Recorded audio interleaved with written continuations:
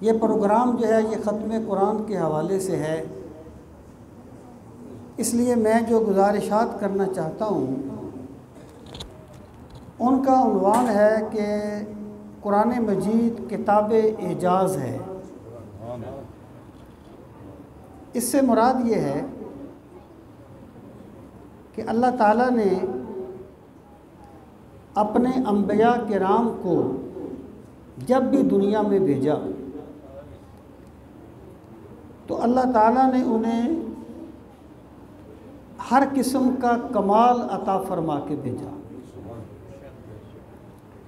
ان کی صداقت پر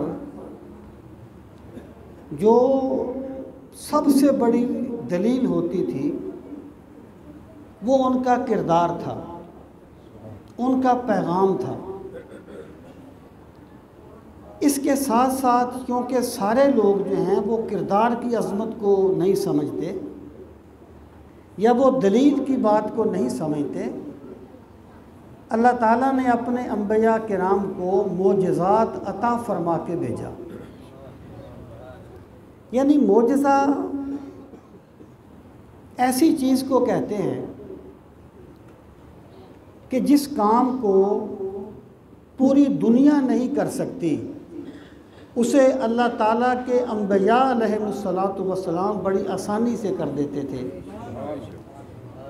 یہ اس چیز پر دلیل تھی کہ لوگوں یہ جو ذات گرامی ہے یہ تمہاری طرح نہیں ہے، بلکہ اللہ رب العزت کی نصرت خاص ان کے شامل حال ہے، اور وہ اس عالم میں اللہ تعالیٰ کے سفیر ہیں اور اللہ تعالیٰ کے نمائندہ ہیں۔ سامعین محترم، یہ انسان کی ایک جبلت ہے کہ یہ کبھی بھی اپنے ہم مرتبہ انسان کا معتقد نہیں ہوتا۔ یعنی یہ معتقد اس کا ہوتا ہے جس میں یہ اپنے سے زائد کوئی چیز دیکھتا ہے۔ ایک انسان جو ہے اس کا شیخ، اس کا پیر دیکھنے میں اس جیسا انسان ہوتا ہے، لیکن جب تک مرید یہ چیز نہیں سمجھتا کہ معرفت الہی کا جو درجہ میرے شیخ کو حاصل ہے میں اس کی گرد راہ کو بھی نہیں پہنچتا، اس وقت تک وہ مرید ہو ہی نہیں سکتا۔ اس لیے وہ معتقد ہو جاتا ہے اپنے شیخ کا۔ اللہ تعالیٰ نے انبیاء کرام کو معجزات اس لیے عطا فرمائے تھے تاکہ لوگوں کے دلوں میں انبیاء کرام کی عظمت کا نقش جو ہے وہ بیٹھ جائے اور انہیں اسلام کی دعوت کو قبول کرنا آسان ہو جائے۔ سامعین محترم، اللہ تعالیٰ نے رسول کریم صلی اللہ تعالیٰ علیہ وآلہ وسلم کو مبعوث فرمایا اور کوئی ایک دو معجزات دے کے نہیں بھیجا، بلکہ اللہ تعالیٰ نے میرے پاک نبی کو سراپا معجزہ بنا کر مبعوث فرمایا۔ سر سے لے کر پاؤں تک تنویر ہی تنویر ہے، اور جیسے منہ سے بولتا قرآن کی تفسیر ہے، اور سوچتی ہے دل میں دنیا مصطفیٰ کو دیکھ کر وہ مصور کیسا ہوگا جس کی یہ تصویر ہے۔ اللہ تعالیٰ نے سرکار کو سراپا معجزہ بنا کر اس کائنات میں مبعوث فرمایا۔ لیکن معجزات کی دو قسمیں ہیں۔ بعض معجزات ایسے ہیں جنہیں اس زمانے کے لوگوں نے دیکھا۔ حضرت عیسیٰ علیہ السلام نے مردوں کو زندہ کیا، لیکن دیکھا انہوں نے جو اس وقت تھے مادرزاد اندھے آپ کے ہاتھ پھرنے سے بینا ہو جاتے تھے، لیکن دیکھا انہوں نے جو اس وقت تھے برس کے مریض شفا پاتے تھے، لیکن دیکھا انہوں نے جو اس وقت تھے۔ بعض معجزات وقتی ہوتے ہیں۔ رسول کریم صلی اللہ تعالیٰ علیہ وآلہ وسلم کو اللہ تعالیٰ نے وہ معجزات بھی دیے جسے صرف اس زمانے کے لوگوں نے دیکھا، اور ایک معجزہ ایسا عطا فرمایا جو قیامت کی صبح طلوع ہونے تک میرے مصطفیٰ کریم کی نبوت پر بولتا ہوا شاہکار رہے گا اور بولتی ہوئی دلیل رہے گا۔ اور وہ معجزہ ہے قرآن مجید کا معجزہ، قرآن مجید کا معجزہ۔ اللہ رب العزت نے ارشاد فرمایا وَقَالُوا لَوْلَا أُنزِلَ عَلَيْهِ آيَاتٌ مِّن رَّبِّهِ، انہوں نے کہا اللہ تعالیٰ نے ان پر کوئی نشانیاں کیوں نہیں اتاری۔ یاد رہے یہ جو معجزہ کا لفظ ہے نا، معجزہ، یہ قرآن و سنت میں یہ لفظ اس معنی میں نہیں آیا، وہاں پر بینہ کا لفظ آیا ہے یا آیت کا لفظ آیا ہے، جیسے یہاں پر ہے لولا انزل علیہ آیات من ربی۔ یہ معجزہ کا لفظ متأخرین کی اصطلاح ہے۔ انہوں نے کہا کہ اللہ تعالیٰ نے ان پر کوئی معجزہ کیوں نہیں اتارا۔ وَقَالُوا لَوْلَا أُنزِلَ عَلَيْهِ آيَاتٌ مِّن رَّبِّهِ قُلْ إِنَّمَا الْآيَاتُ عِندَ اللَّهِ، آپ فرما دیں میں تمہیں معجزات دکھانے کے لیے نہیں آیا، میں تو تمہارے پاس اپنے رب کا پیغام پہنچانے کے لیے آیا ہوں۔ معجزات تو میرے رب کے دست قدرت میں ہیں، جب چاہے گا دکھا دے گا۔ انما الآیات عند اللہ وانما انا نذیر مبین، اور میں تو تمہیں آگاہ کرنے کے لیے آیا۔ پھر فرمایا یہ کہتے ہیں معجزہ کیوں نہیں اتارا، اولم یکفہم انا انزلنا علیک الکتاب، کیا ان کے لیے کافی نہیں ہے کہ ہم نے تم پر قرآن نازل فرمایا ہے؟ جو معجزات مانتے ہیں وہ قرآن کی طرف کیوں نہیں دیکھتے؟ میرے پاک نبی صلی اللہ تعالیٰ علیہ وآلہ وسلم نے چاند کو شک کیا، ڈوبا ہوا سورج پلٹا، پتھروں نے کلمہ پڑھا اشارہ پا کر، درخت چلے، لیکن اللہ تعالیٰ نے یہاں پر جس چیز کو سرکار کے معجزے کے طور پر بیان کیا وہ قرآن مجید ہے۔ اس کا مطلب یہ ہے لوگوں، چاند کا شک ہونا چھوٹا معجزہ ہے اور قرآن میرے مصطفیٰ کا بڑا معجزہ ہے۔ وَقَالُوا لَوْلَا أُنزِلَ عَلَيْهِ آيَاتٌ مِّن رَّبِّهِ قُلْ إِنَّمَا الْآيَاتُ عِندَ اللَّهِ وَإِنَّمَا أَنَا نَذِيرٌ مُّبِينٌ أَوَلَمْ يَكْفِهِمْ أَنَّا أَنزَلْنَا عَلَيْكَ الْكِتَابَ يُتْلَىٰ عَلَيْهِمْ، کیا ان کے لیے کافی نہیں ہے کہ ہم نے ان پر کتاب نازل کی ہے، یتلا علیہم، جو ان پر تلاوت کی جاتی ہے، انہیں پڑھ پڑھ کے سنائی جاتی ہے۔ سامعین محترم، اب ذرا آپ آ جائیں کہ قرآن مجید کو معجزہ کہا کیوں گیا ہے؟ یہ قیامت تک کے لیے سرکار کی نبوت کی دلیل کیسے بن گیا ہے؟ دیکھیے، میں نے عرض کیا معجزہ کہتے ہیں جس کا جواب لانے سے دنیا عاجز آ جائے۔ حضرت عیسیٰ کے زمانے میں علم طب بڑے عروج پر تھا، لیکن کوئی طبیب ایسا نہیں تھا جو مادر زاد اندھے کا علاج کر سکے، اور آج تک بھی مادر زاد اندھے کا علاج نہیں ہوا، علاج کر سکے۔ اب حضرت عیسیٰ کوئی دوائی نہیں دیتے تھے، کوئی دارو نہیں ڈالتے تھے، اللہ کے پیغمبر چہرے پر ہاتھ پھیرتے تھے اور میرا رب نابینا کو بینا کر دیتا تھا۔ یہ معجزہ تھا جس کا جواب لانے سے دنیا عاجز آ جائے۔ اب سامعین محترم، قرآن مجید کو معجزہ فرمایا گیا، اور یہ وہ معجزہ ہے جو قیامت تک کے لیے میرے پاک نبی کی نبوت پر دلیل ہے، سرکار کی رسالت پر دلیل ہے، اور کوئی انصاف پسند آدمی اس معجزے کا توڑ لا ہی نہیں سکتا، کیونکہ یہ سرکار کا دائمی معجزہ ہے۔ اب یہاں پر میں بات عرض کروں، ایسی داد آپ نہ ہی دیں، آپ آرام سے بیٹھ کے سنیں۔ میں یہ بات عرض کروں کہ معتزلہ میں ایک آدمی گزرا، اس کا نام تھا نظام، بہت بڑا ان کا علامہ تھا معتزلہ کا۔ وہ کہتا تھا کہ قرآن مجید میں کوئی ایسی، یہ اس کی بات صحیح نہیں ہے، صرف میں آپ کو اس کا پس منظر بتانا چاہتا ہوں۔ اس نے دلیل پیش کی تھی، دلیل صرفہ، اعجاز القرآن کے مقابلے میں پیش کیا دلیل صرفہ۔ صرفہ ہوتا ہے پھیرنا کسی چیز کو۔ اس کا دعویٰ یہ تھا کہ قرآن مجید میں کوئی ایسی بات نہیں ہے کہ جس کا جواب لایا نہ جا سکے۔ جواب لایا جا سکتا تھا، لیکن اللہ نے جواب لانے نہیں دیا۔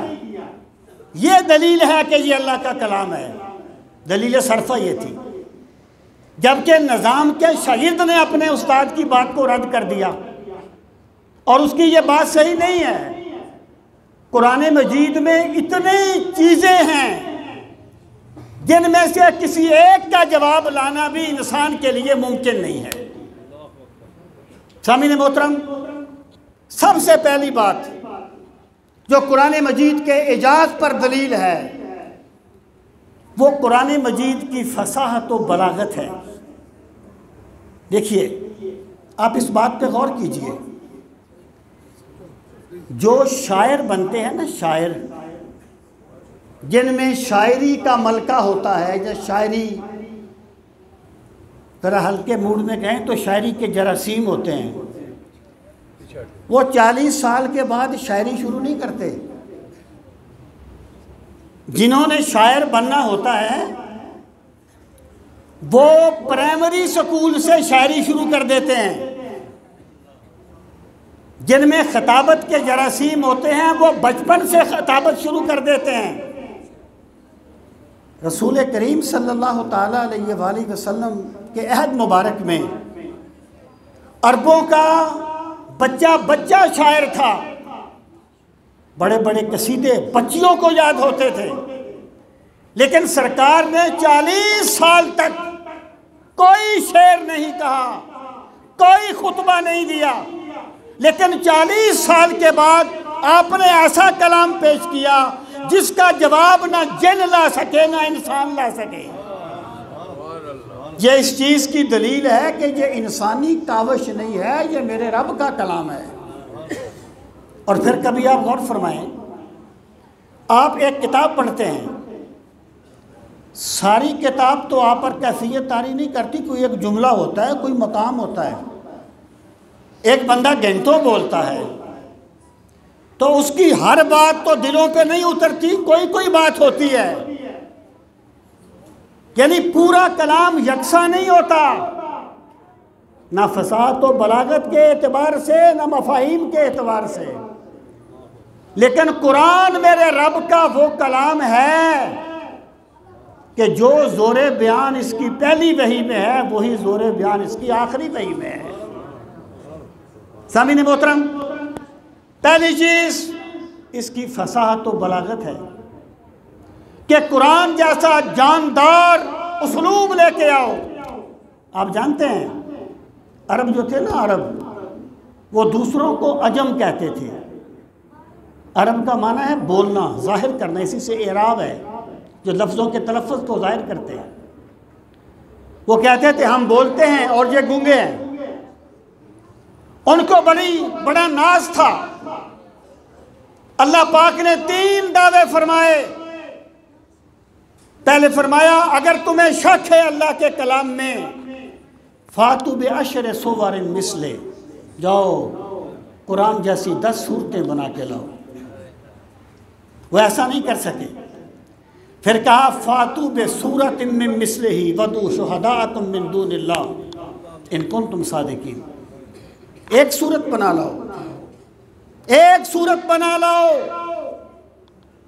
وہ نہیں لا سکے۔ جب سورہ کوثر نازل ہوئی تو سیدنا علی المرتضیٰ کرم اللہ تعالی وجہہ الکریم نے سورہ کوثر، ان کے 7 کلام ہوتے تھے جسے وہ بیت اللہ پر لٹکا دیتے تھے، جسے 7 معلقات کہتے تھے، تاب کے 7 کلام۔ تو حضرت علی رضی اللہ تعالیٰ عنہ نے سورہ کوثر وہاں لٹکا دی 7۔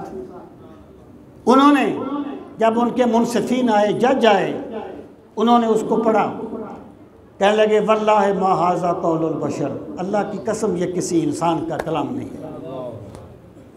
یہ کسی انسان کا کلام نہیں ہے۔ جواب لاؤ، نہیں لا سکے، اور پھر اللہ پاک نے فرمایا فَلْيَأْتُوا بِحَدِيثٍ مِثْلِهِ، قرآن جیسی ایک بات بنا کے لے آؤ، قرآن جیسا زوردار انداز بیان، وہ تاثیر، وہ صداقت جو ہر جملے میں بیان کی گئی ہے، ایک جملہ بنا کے لاؤ، وہ نہیں لا سکے تو ماننا پڑے گا جس کا جواب جن و انس نہیں لا سکے وہ انسان کا کلام نہیں ہے، وہ رب کا کلام ہے۔ اب میں آپ کو ایک مثال دیتا ہوں۔ کوئی بندہ کہہ سکتا ہے، یہ پچھلے کوئی 4-5 سال پہلے نیٹ پہ یہود نے ایک چیز لوڈ کی تھی، کہتے تھے قرآن کا جواب ہے۔ میں آپ کو ایک مثال دیتا ہوں۔ مسیلمہ کذاب نے بھی اپنے خیال میں قرآن کا جواب لکھنے کی کوشش کی تھی، لیکن کیسی تھی آپ خود فیصلہ کر لیں کہ جواب ہے یا بونگیاں ہیں۔ قرآن مجید کی ایک سورت ہے، اور یاد رکھنا زبان کا حسن زبان میں ہوتا ہے، ترجمے میں نہیں ہوتا، لیکن میرے رب کے کلام کی شان یہ ہے اس کا ترجمہ بھی دلوں کو ہلا کے رکھ دیتا ہے۔ اللہ پاک نے فرمایا القاریہ ما القاریہ وما ادراک ما القاریہ یوم یکون الناس کالفراش المبثوث وتکون الجبال کالعہن المنفوش، وہ دلوں کو ہلا دینے والی، تم کیا جانو کہ دلوں کو ہلا دینے والی کیا ہے؟ ہم پھر کہتے ہیں تم کیا جانو کہ دلوں کو ہلا دینے والی کیا ہے؟ یوم تکون الناس کالفراش المبثوث، جس دن لوگ بکھرے ہوئے پتنگوں کی طرح ہوں گے، وتکون الجبال کالعہن المنفوش، اور پہاڑ روئی کے گالوں کی طرح اڑ جائیں گے۔ یہ پوری صورت ہے۔ آپ نے اس کا ترجمہ سنا، اب اس کا جو جواب لکھا تھا مسیلمہ کذاب نے وہ بھی سنیے۔ اس نے لکھا تھا الفیل ملفیل وما ادراک ملفیل لہو خرطوم الطویل وذنب وبیل، ہاتھی، تو کیا جانے کہ ہاتھی کیا ہے؟ اس کی ایک دم ہوتی ہے، اس کی ایک سونڈ ہوتی ہے۔ ایمان سے کہنا یہ جواب دے رہا ہے یا بونگیاں مار رہا ہے؟ آخر جو بندہ فیصلہ کرے گا وہ کچھ تو انصاف سے کام لے گا۔ اللہ پاک نے فرمایا اِنَّا أَعْطَيْنَاكَ الْكَوْثَرَ فَصَلِّ لِرَبِّكَ وَانْحَرْ إِنَّ شَانِئَكَ هُوَ الْأَبْتَرُ۔ امام سیوطی نے اس پر پوری کتاب لکھی ہے، اس کی بلاغت پر، سورہ کوثر کی بلاغت پر۔ اس کا جواب لکھا مسیلمہ کذاب نے اِنَّا أَعْطَيْنَاكَ الْجَوَاهِرَ، ہم نے آپ کو جواہر دیے، فَصَلِّ لِرَبِّكَ وَحَاجِرْ، باقی لفظ وہ ایک لفظ بدل دیا، اپنے رب کے لیے نماز پڑھ اور ہجرت کر۔ اِنَّا أَعْطَيْنَاكَ الْجَوَاهِرَ، اس کا کیا مقابلہ ہے اِنَّا أَعْطَيْنَاكَ الْكَوْثَر کے ساتھ؟ کوثر کا مطلب کیا ہے؟ اِنَّا أَعْطَيْنَاكَ الْكَوْثَر کا کیا؟ کیونکہ باقی سارے لفظ اس نے قرآن سے لیے تھے، ایک لفظ بدلا تھا۔ کوثر کا مطلب کیا ہے؟ کوثر مبالغہ ہے، مبالغے کا صیغہ ہے۔ یا اللہ تعالیٰ نے، ذرا اس بات پہ غور فرمانا، اللہ تعالیٰ نے موصوف ذکر نہیں کیا۔ کوثر کا معنی ہے انتہائی کثرت، انتہائی زیادہ، جس کی حد کوئی بندہ نہ کر سکے۔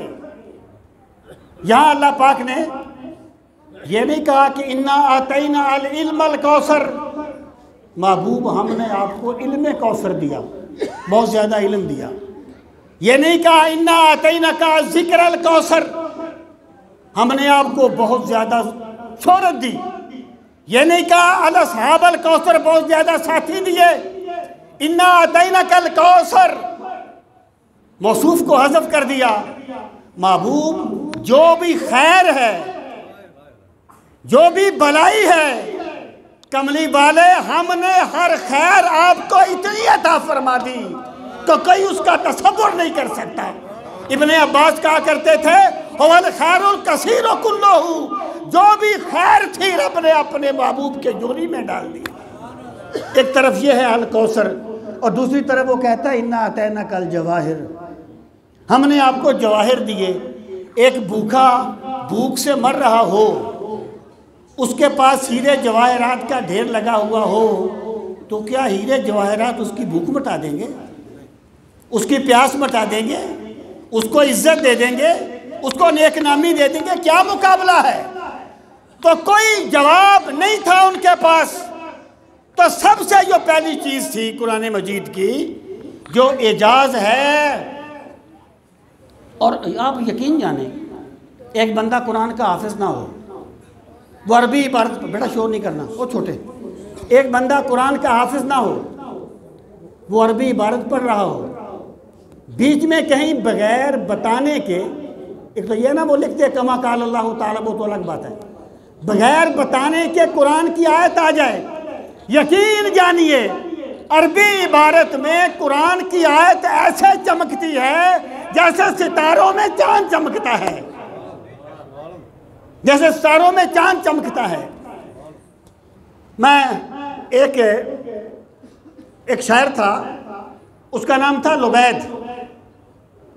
اتنا بڑا شاعر تھا، اور لبید جو تھا نا، لبید، اس کے اشعار میں آخرت کا ذکر پایا جاتا تھا، اور رسول کریم صلی اللہ تعالیٰ علیہ وآلہ وسلم اس کے اشعار کبھی کبھی گنگنایا کرتے تھے، اس کے اسلام قبول کرنے سے پہلے بھی اس میں آخرت کا ذکر تھا. اس نے اوقاز کے میلے میں اپنا کلام پیش کیا، اور اتنا جاندار کلام تھا کہ شاعر اس کے سامنے سجدہ ریز ہو گئے. پھر اس نے قرآن مجید کی تلاوت سنی، اور قرآن کی تلاوت نے اس کے دل کو گھائل کر دیا. اس نے اسلام قبول کیا. پھر اس نے شعر کہنا چھوڑ دیا. لوگوں نے کہا لبید شعر کیوں نہیں کہتا؟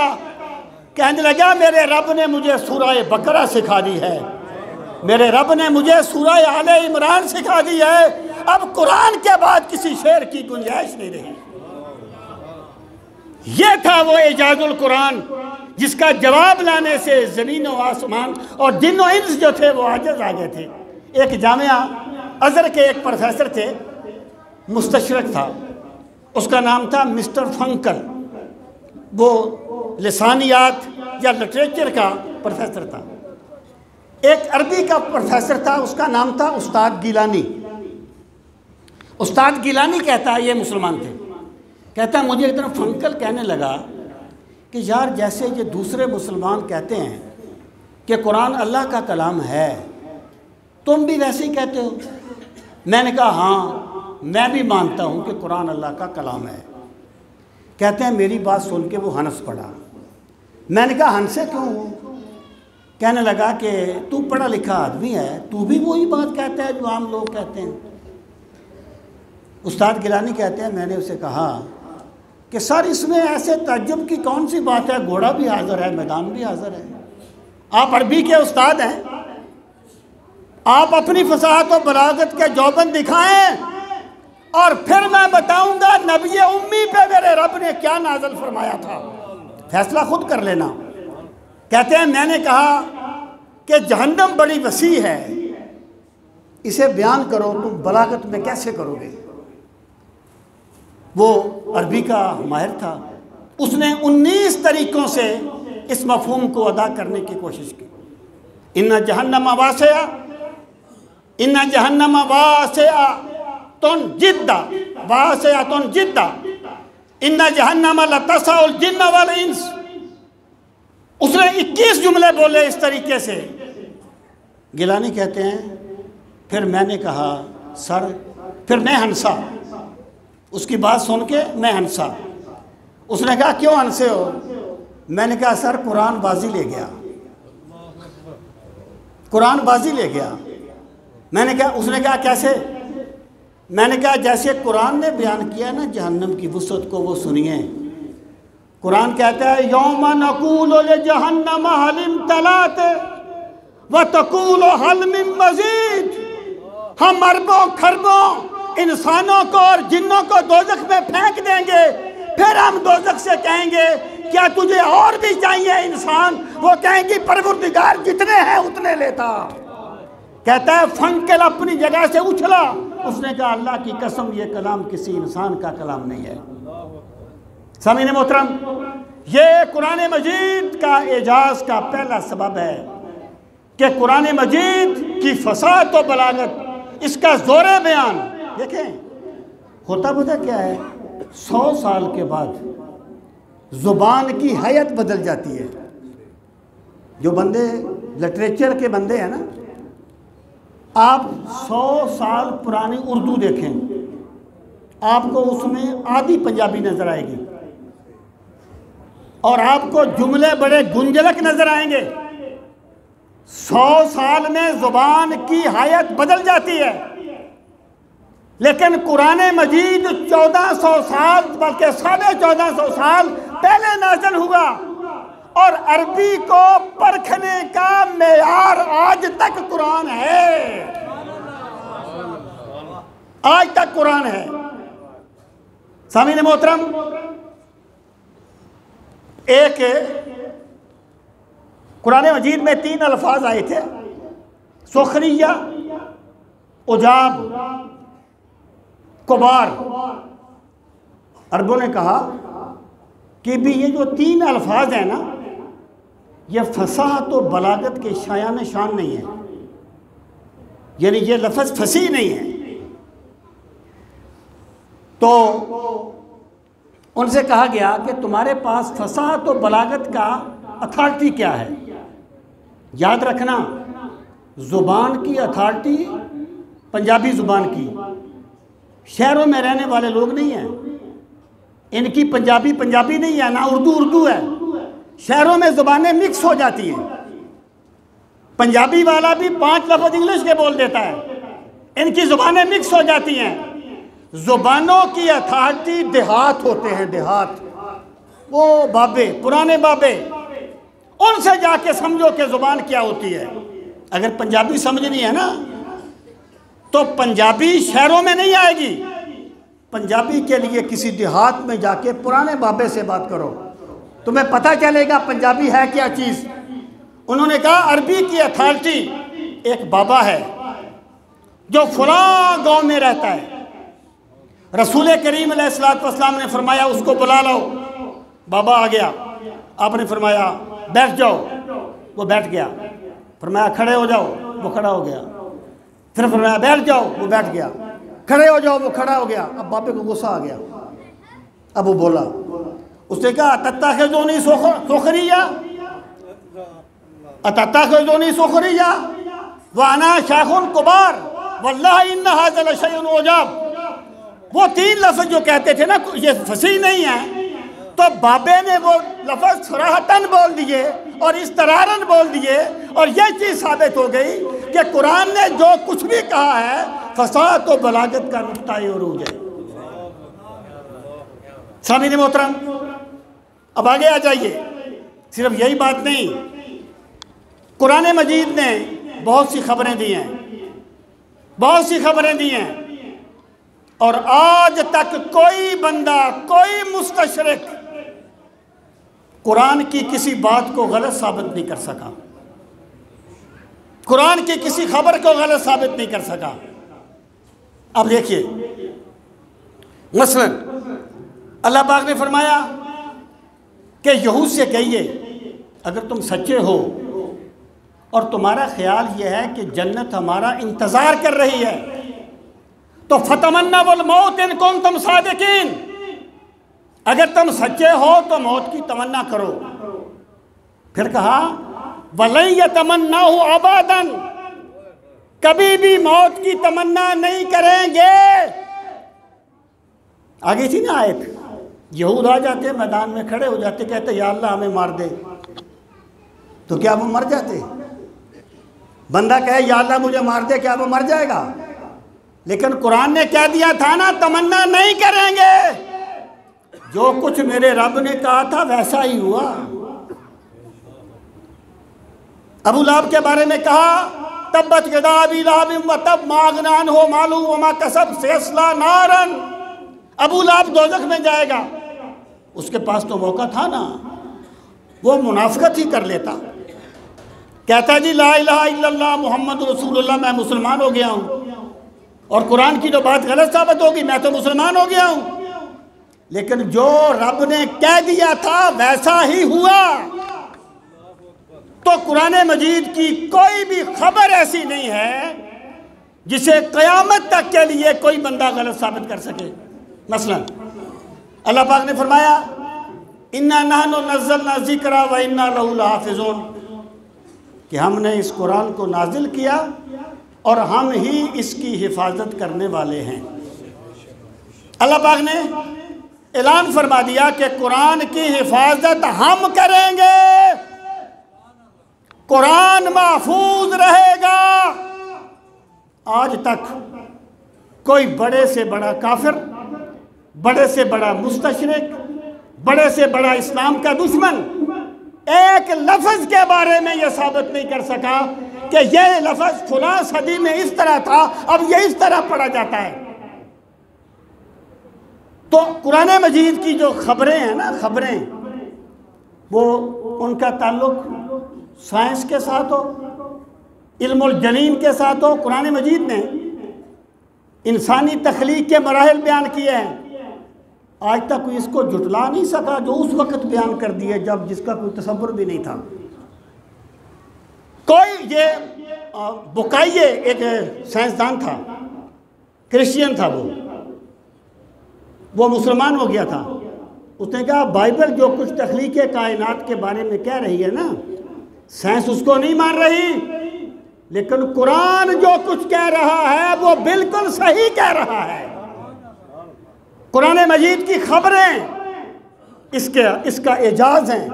کوئی بندہ یعنی نجومی بھی ایک پیش گوئی کرتے ہیں، کوئی صحیح ہوتی ہے کوئی غلط ہوتی ہے، لیکن قرآن مجید کی ہر خبر اسی طریقے سے سچی ہے کہ کوئی دشمن بھی اس پہ انگلی نہیں اٹھا سکتا۔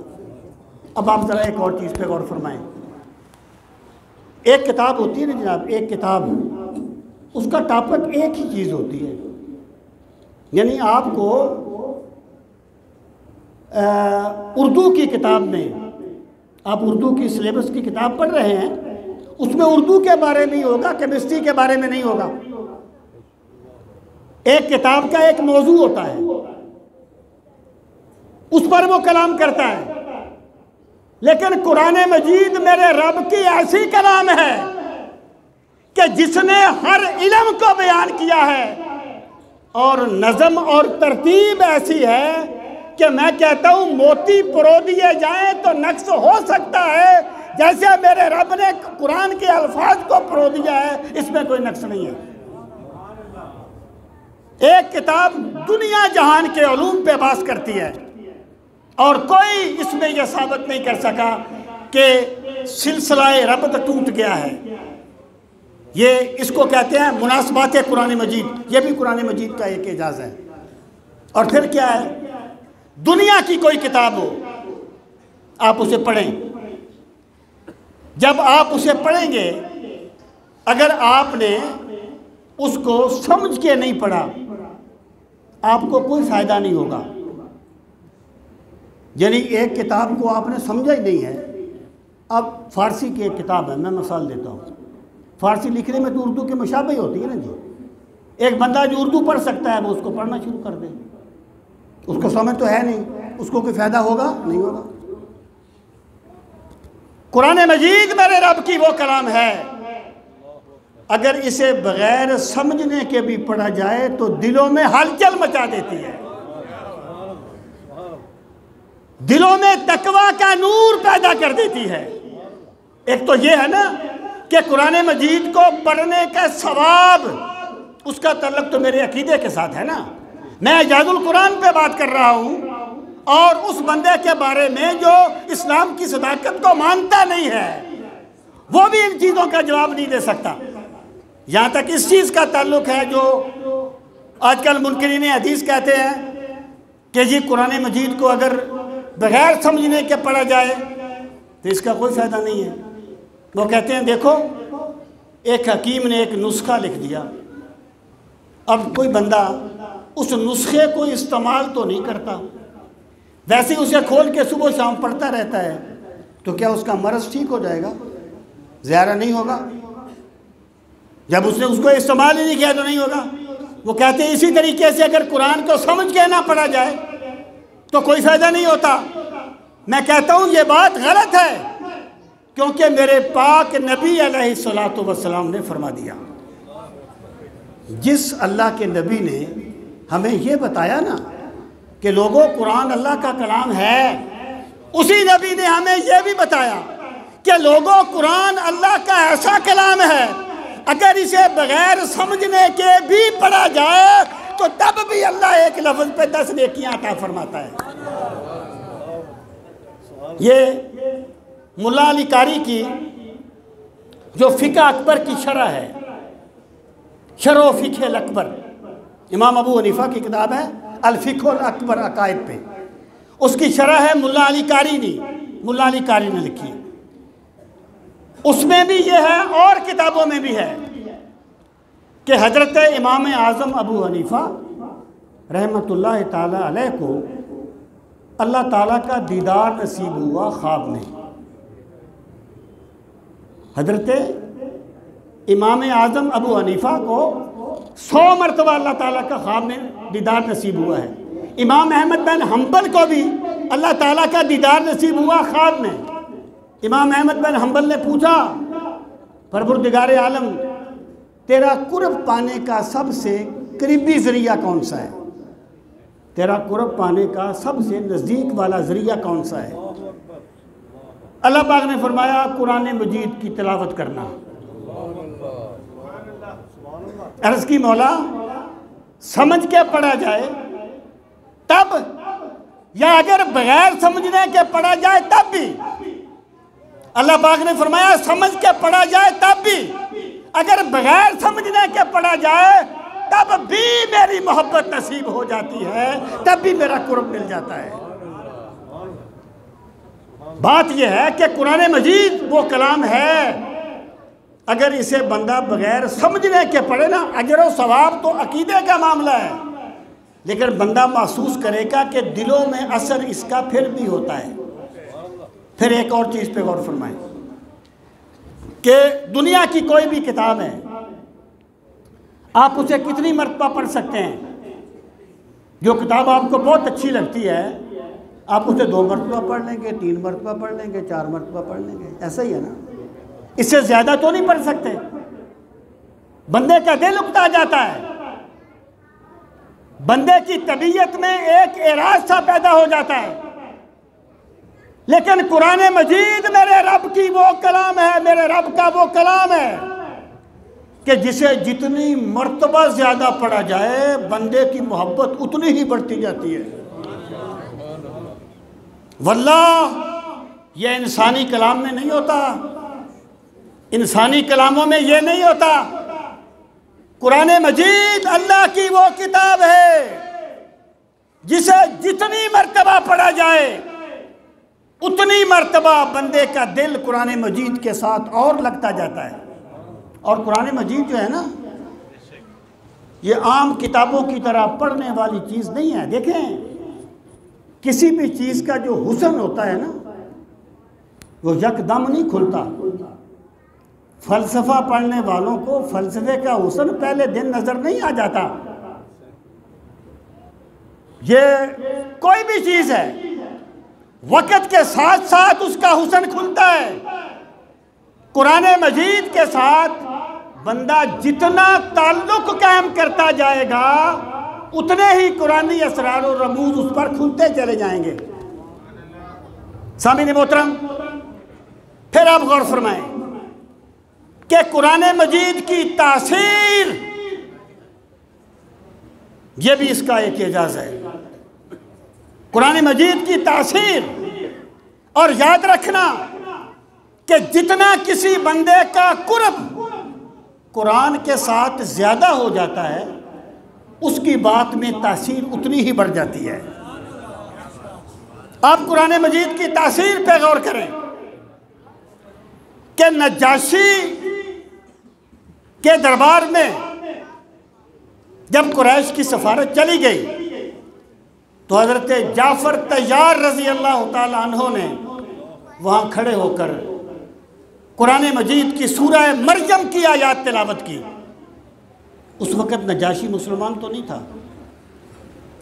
اس وقت وہ مسلمان تو نہیں تھا، مسلمان ہوا، نجاشی مسلمان ہوئے، وہ بعد میں ہوئے، اس وقت نہیں تھے، لیکن قرآن مجید کی تلاوت سن کے نجاشی اتنا رویا اس کی داڑھی آنسوؤں سے تر ہو گئی۔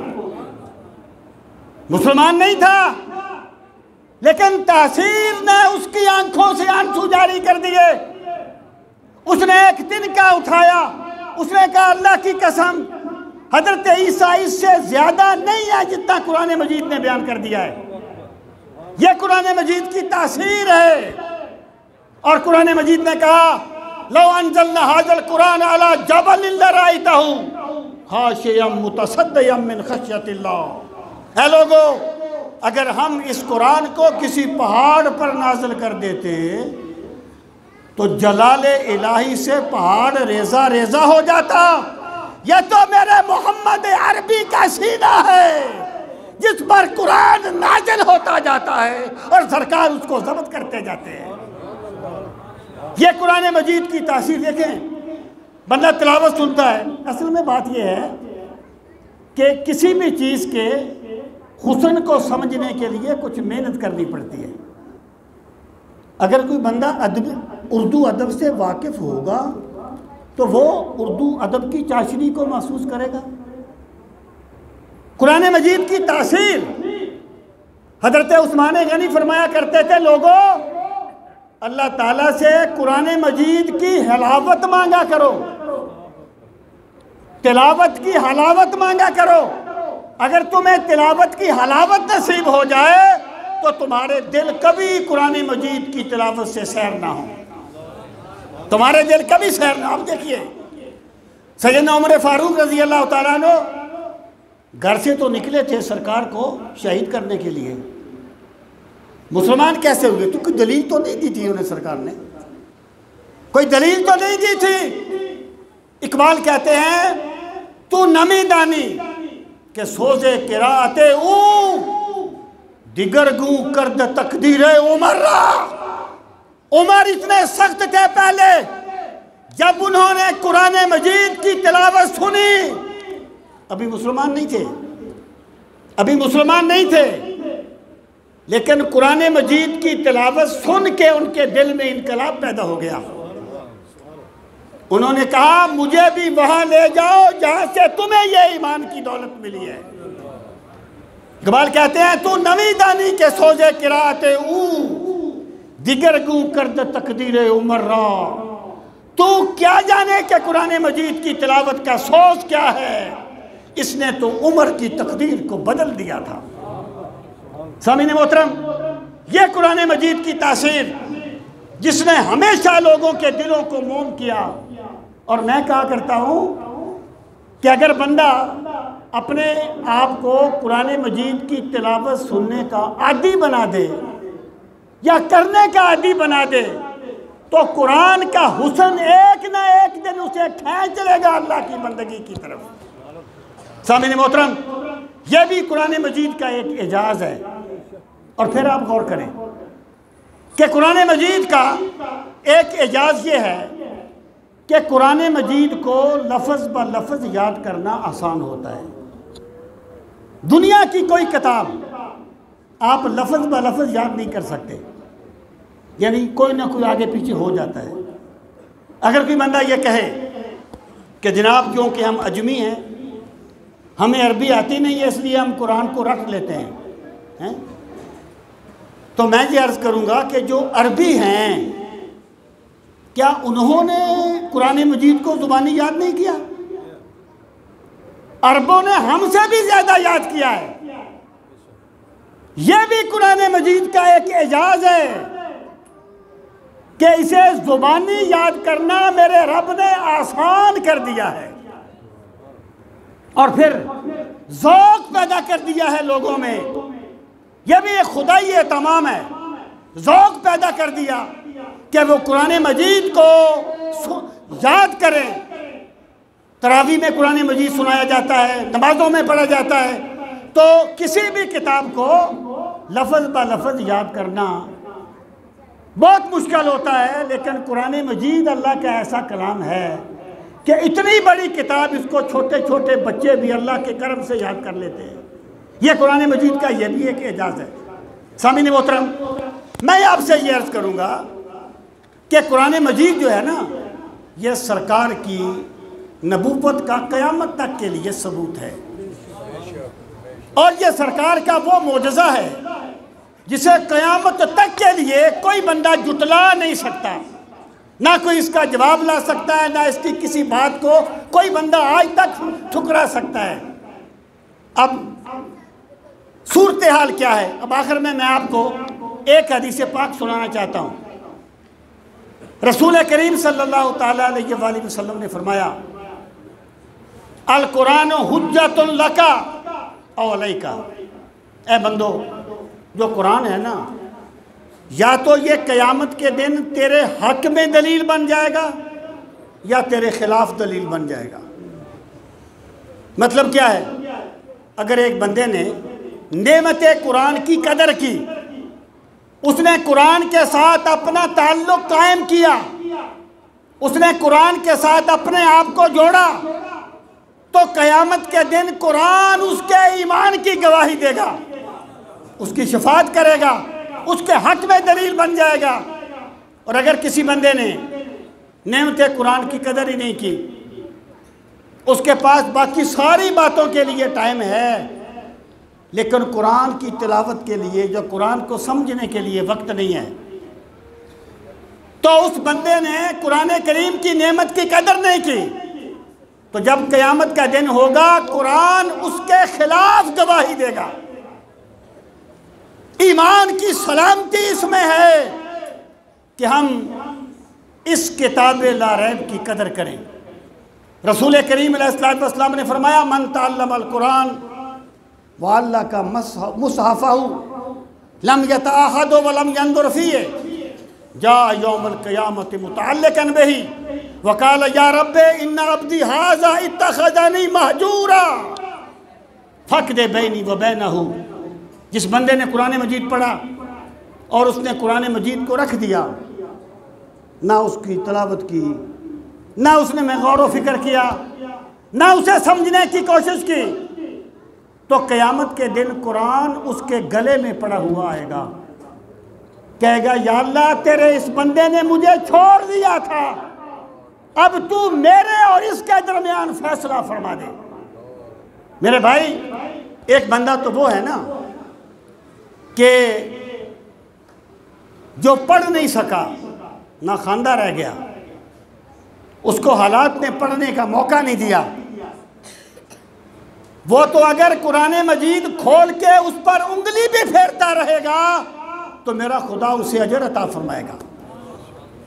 ایک روایت میں آتا ہے، لوگوں 3 چیزوں کو دیکھنا عبادت ہے، بیت اللہ شریف کی عمارت کو دیکھنا عبادت ہے، مولا علی کے چہرے کو دیکھنا عبادت ہے، اور قرآن مجید کے الفاظ کو دیکھنا عبادت ہے۔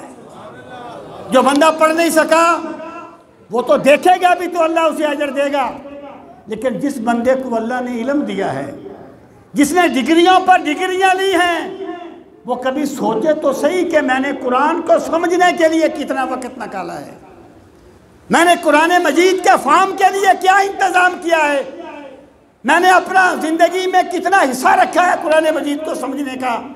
تو سامعین محترم، قرآن مجید جو ہے نا، یہ اللہ تعالیٰ کے قرب کو پانے کا سب سے قریبی ذریعہ ہے، اور رسول کریم علیہ السلام کی رسالت کا قیامت تک کے لیے گواہ ہے اور سرکار کا معجزہ ہے۔ ہمیں چاہیے کہ نعمت قرآن کی قدر کریں، اس کی تلاوت کو اپنا شیڈول بنائیں، اپنی زندگی کے شیڈول میں رکھیں، اس کا سمجھنا اپنے شیڈول میں رکھیں کہ میں نے چند آیات کم از کم سمجھ کے پڑھنی ہیں، شیڈول میں رکھیں، اور قرآنی تعلیمات کو اپنے اوپر طاری کرنے کی کوشش کریں تاکہ قرآن مجید قبر میں ہمارے لیے نور بن جائے اور حشر میں ہمارے لیے نور بن جائے۔ اللہ تعالی ہم سب کو نعمت قرآن کی قدر کرنے کی توفیق نصیب فرمائے۔ وما علیہ